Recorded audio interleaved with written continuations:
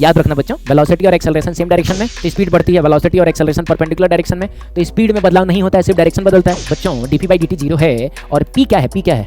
तो p है system का मोमेंटम, तो इसका मोमेंटम है p1 और बच्चों उसका मोमेंटम है p2। तो या तो पार्टिकल रेस्ट में रहेगा और ना तो कांस्टेंट वेलोसिटी से मूव करता रहेगा। यही तो न्यूटन फर्स्ट लॉ है।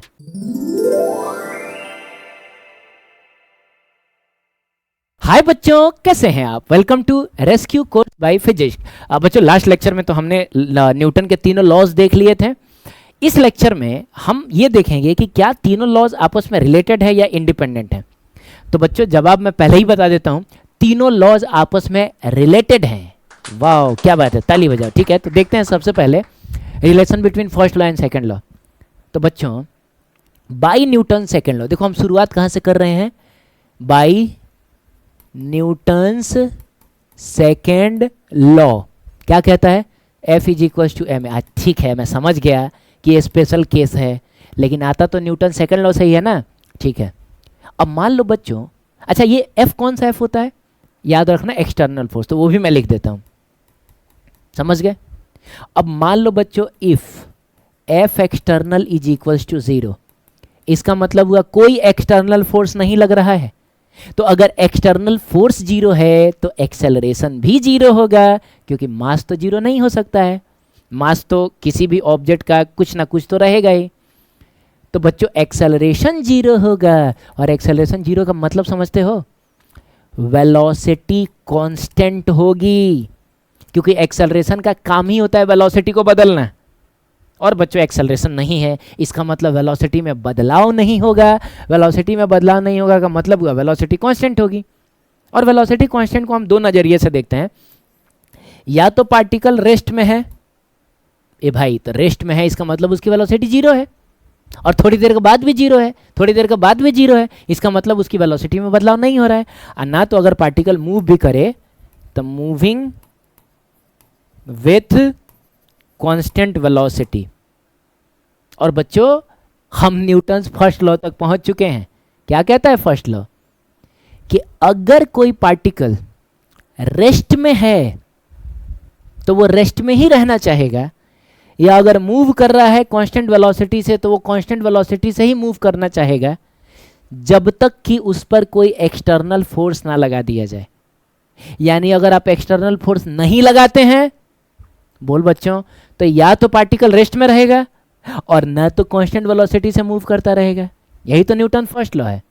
यानी हम पहुंच चुके हैं न्यूटन के फर्स्ट लॉ पे। ठीक है बच्चों, क्लियर है ये? तो इस तरीके से हमने देखा कि न्यूटन का फर्स्ट लॉ जो है वो सेकंड लॉ से किस तरीके से कनेक्टेड है। It means in the absence of external force, अगर एक्सटर्नल फोर्स 0 हो जाए, either particle remain at rest, या तो पार्टिकल रेस्ट में रहेगा, नहीं तो मूव करेगा कांस्टेंट वेलोसिटी से। ठीक है, चलिए अब देखते हैं कि आखिर बच्चों सेकंड लॉ और थर्ड लॉ में क्या रिलेशन है ना। तो एक काम करते हैं, हम लोग दो पार्टिकल्स लेते हैं 1 और 2, और ये दोनों एक दूसरे पे फोर्स लगा रहे हैं। अरे भाई, तो ये उस पर जो फोर्स लगा रहा है उसको हमने F21 बोल दिया, फोर्स ऑन 2/1, और ये इस पर जो फोर्स लगा रहा है उसको हम F12 बोलेंगे। अब ये दोनों एक दूसरे पे जो फोर्स लगा रहे हैं उससे ये दोनों मूव कर रहे हैं, मतलब ये उसको खींच रहा है, ये उसको खींच रहा है, जिसकी वजह से ये भी मूव कर रहा है और ये भी मूव कर रहा है। अरे बोलो यार, दोनों एक दूसरे को खींच रहे हैं। ठीक है, जैसे दो लोग हाथ पकड़ के ऐसे खड़े हैं तो दोनों एक दूसरे को खींचेंगे तो दोनों एक दूसरे के करीब आएंगे ना। अरे फिल्मों में देखा होगा रे तुमने। ठीक है, तो दोनों एक दूसरे को खींच के एक दूसरे के करीब आ रहे हैं। तो चूंकि ये मूव कर रहा है तो चलो इसके मोमेंटम को हम लोग, मतलब ये भी मूव कर रहा है और ये भी मूव कर रहा है, तो इसके मोमेंटम को P2 कह देते हैं, इसके मोमेंटम को हम लोग P1 कह देते हैं। अब तुम एक बात बताओ, इस सिस्टम पर एक्सटर्नल फोर्स कितना है? तो 0 है। तो बच्चों हियर F एक्सटर्नल, और बच्चों F एक्सटर्नल का मतलब हुआ dp/dt। अरे बोलो यार, न्यूटन सेकंड लॉ यही होता है, फोर्स = dp/dt। ये कितना है? 0 है। एक्सटर्नल फोर्स इस पे लग ही नहीं रहा है। सही है? तो आप बताइए बच्चों, dp/dt 0 है और p क्या है? p क्या है? तो p है सिस्टम का मोमेंटम, तो इसका मोमेंटम है P1 और बच्चों उसका मोमेंटम है P2 = 0। बोलो जल्दी। अब यार हम अगर बारी बारी से दोनों को डिफ्रेंशिएट करें तो हम लिख सकते हैं D P one by D T और plus D P two by D T is equals to 0। अब D P one by D T rate of change of momentum with respect to time, force होता है। तो ये किसका momentum है? First particle का momentum है। तो यहां से आपको किसका फोर्स मिलेगा? तो फर्स्ट पार्टिकल पे लगने वाला फोर्स मिलेगा, यानी आपको मिलेगा F12 is plus D P two by D T, यानी rate of change of momentum of second particle with respect to time. तो बच्चों rate of change of momentum with respect to time हमको force देता है। तो ये किस पर लगने वाला फोर्स है? तो चूंकि ये सेकंड पार्टिकल का मोमेंटम है इसीलिए सेकंड पार्टिकल पे लगने वाला फोर्स है विच इज F21 एंड ये हो जाएगा आपका 0। अब एक काम करो बच्चों रे, उसको उधर लेके जाओ। तो तुम बताओ F12 बराबर लिखोगे तो क्या लिखोगे? Minus of F21। ओहो, तो क्या कह रहा है ये बताओ? ये बोल रहा है कि F21 और F12 अमाउंट में इक्वल होगा, लेकिन नेगेटिव साइन बता रहा है कि डायरेक्शन अपोजिट होगा। अरे माइनस हटा दें, माइनस हटा दें, माइनस साइन वैसे भी डायरेक्शन बताता है। तो अमाउंट में तो दोनों इक्वल ही आ गया ना, F12 बराबर F21। तो कह रहा है कि एक पार्टिकल दूसरे पे जो फोर्स लगाएगा, है ना बच्चों, या पहला पार्टिकल दूसरे पे जो फोर्स लगाएगा, दूसरा पार्टिकल भी पहले पे उतना ही फोर्स लगाएगा लेकिन अपोजिट डायरेक्शन में। This is Newton's third law. तो हम चले कहाँ से थे? हम चले थे न्यूटन्स सेकेंड लॉ से। ये न्यूटन सेकेंड लॉ और हम पहुंच गए न्यूटन्स थर्ड लॉ पे। इसका मतलब हुआ कि सारे लॉज आपस में कनेक्टेड हैं, ठीक है, ये इंडिपेंडेंट नहीं है। सही है बच्चों? अरे सेकेंड फर्स्ट से भी रिलेटेड है और सेकेंड थर्ड से भी रिलेटेड है, यानी तीनों आपस में रिलेटेड है। हो गई बात समझ में आपको? बोलो बोलो, बात समझ में आई? ठीक है आगे बढ़ो। ये न्यूटन्स थर्ड लॉ है। आगे बढ़ते हैं, चलिए कुछ क्वेश्चंस कर लेते हैं। वीडियो पॉज करो, क्वेश्चन को खुद से ट्राई करो, जल्दी सोचो यार, खूब दिमाग लगाना है इस पर, ठीक है। थियोरेटिकल क्वेश्चन है, कोई न्यूमेरिकल थोड़े ना है कि डर रहे हो, थियोरेटिकल है, धुआं उड़ा दोगे तुम। हो गया, देखते हैं। कह रहा है a man is standing on the floor of a बस। अच्छा अच्छा अच्छा अच्छा, एक बस है, एक बस है, एक बस है और उसके फ्लोर पे बच्चों एक आदमी खड़ा है। ऐसे आदमी खड़ा है, सही है। What is the direction of horizontal force applied by the bus on the man. अच्छा अच्छा, बस आदमी पे हॉरिजॉन्टल डायरेक्शन में किधर फोर्स लगाएगा ये बताना है।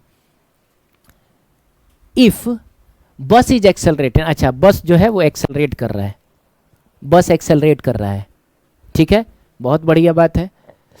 तो बस एक्सेलरेट कर रहा है तो आदमी भी एक्सेलरेट कर रहा होगा क्योंकि आदमी उसी के ऊपर खड़ा है। दूसरा पार्ट में बोलता है कि बस जो है वो कांस्टेंट वेलोसिटी से चल रहा है। ये बच्चों रे, तो कांस्टेंट वेलोसिटी से चलने का मतलब हुआ कि इसका एक्सेलरेशन 0 है ना बच्चों। और तीसरा कह रहा है कि बस इज डिसेलरेटिंग। डिसेलरेटिंग का मतलब हुआ ड्राइवर ने ब्रेक मार दिया है, तो ठीक है। अच्छा, यहाँ पर भी आदमी खड़ा है और बस इज डिसेलरेटिंग। तो बच्चों बस इज डिसेलरेटिंग का मतलब समझ रहे हो, वेलोसिटी इधर होगा लेकिन एक्सेलरेशन इधर होगा।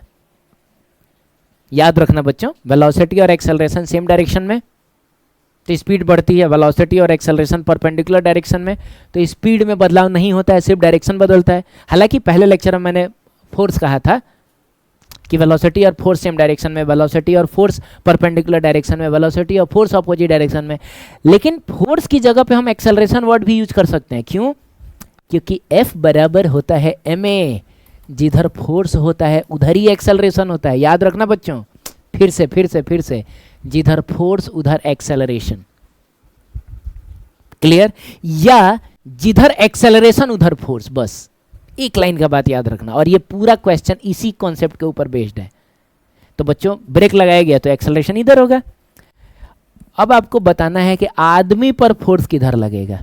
रे भाई, तो अगर बस एक्सेलरेट कर रहा है तो आदमी भी तो इधर ही ना एक्सेलरेट कर रहा होगा। क्या बोलते हो यार?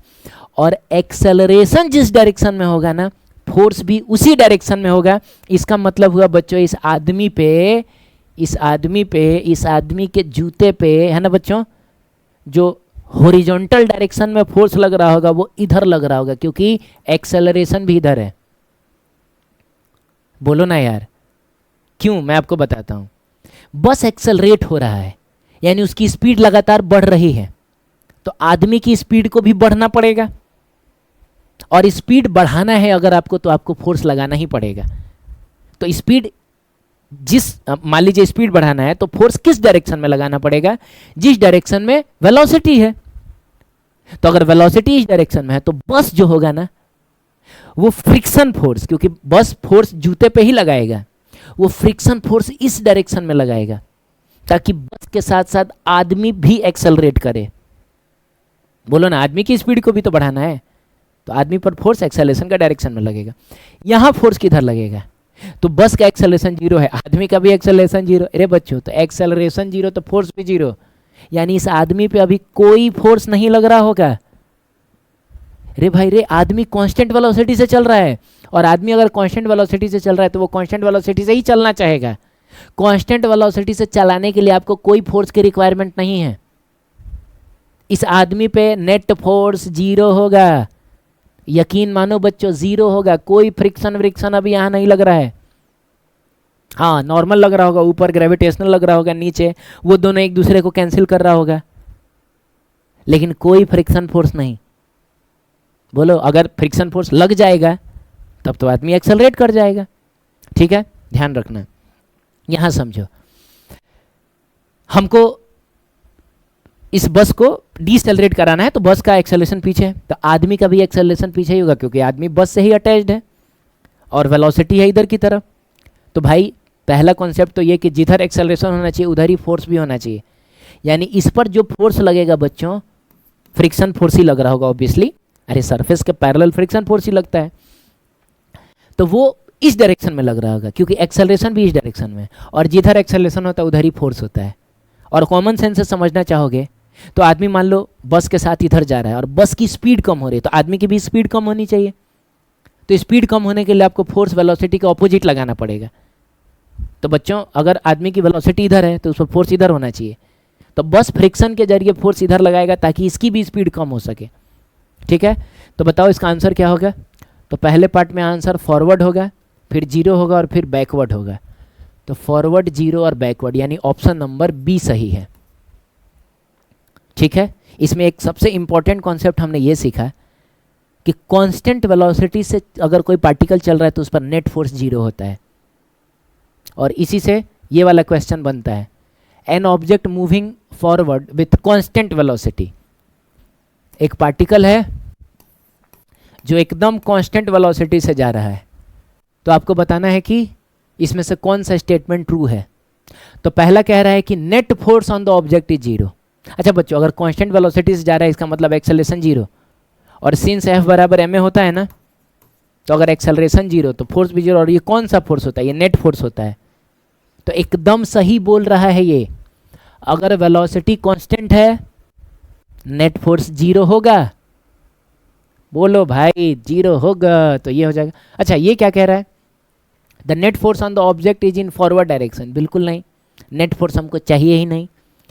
ये क्या कह रहा है? No forces are acting on the object. अरे अरे अरे अरे अरे, ये वाले में और ये वाले में ये तो बड़ा मतलब सिमिलर टाइप का लग रहा है। ये बोल रहा है नेट फोर्स जीरो होगा और ये बोल रहा है कोई फोर्स ही नहीं लगेगा। तो बच्चों, इसका क्या मतलब है समझ रहे हो?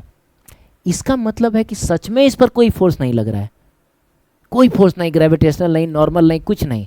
और इसका मतलब ये हुआ कि फोर्सेज लग सकती हैं, बस उनका रिजल्टेंट जीरो होना चाहिए। तो ज़्यादा सही कौन है? ये वाला। बिल्कुल हो सकता है कि इधर की तरफ 10 न्यूटन लगे, इधर की तरफ भी 10 न्यूटन लग जाए, और ये दोनों एक दूसरे को कैंसिल कर लें। बोलो ना भाई, और नेट फोर्स जीरो हो जाए और वेलोसिटी कांस्टेंट हो जाए। तो ऐसा नहीं है कि फोर्स ही नहीं लगेगा, फोर्स लगेगा, लेकिन उनका सम, उनका रिजल्टेंट, उनकी नेट वैल्यू जीरो हो जाएगी। तो इसका ज़्यादा खूबसूरत आंसर ये है, ये नहीं है बच्चों। Acceleration of the object is in the forward direction. रे भाई, तो जब वेलोसिटी कांस्टेंट है तो एक्सेलरेशन कहाँ से आएगा? इसका मतलब ये भी गलत हो गया। ठीक है, कहता है a satellite is in orbit around the earth, which one feels the greater force. अच्छा, मतलब अर्थ है और यहाँ कोई सैटेलाइट है बच्चों, सैटेलाइट समझ लो, और ये इसके अराउंड ऑर्बिट कर रहा है। तो कह रहा है कौन ज़्यादा फोर्स एक्सपीरियंस करेगा? द सैटेलाइट, सैटेलाइट ज़्यादा फोर्स एक्सपीरियंस करेगा because earth is so massive. ओ हो, ये बहुत भारी है तो ये इस पर ज़्यादा फोर्स लगाएगा, ये हल्का है तो ये इसके ऊपर कम फोर्स लगाएगा। बकवास बात है ये। न्यूटन्स थर्ड लॉ क्या कहता है कि ये इस पर जितना लगाएगा ये भी उस पर उतना ही लगाएगा, यानी दोनों एकदम सेम फोर्स लगाएंगे। ये F होगा तो बच्चों ये भी F होगा, तो ये गलत हो गया। ढूंढो ढूंढो किस में बोल रहा है कि दोनों सेम लगाएगा। हाँ, ये earth and the satellite feel exactly the same force due to Newton's third law. ठीक है बच्चों, तो आपको बातें समझ में आई होंगी। चलिए मिलते हैं नेक्स्ट लेक्चर में, और हम फ्री बॉडी डायग्राम देखेंगे, फिर न्यूमेरिकल्स हम लोग देखेंगे। ठीक है, तब तक के लिए बच्चों थैंक यू सो मच।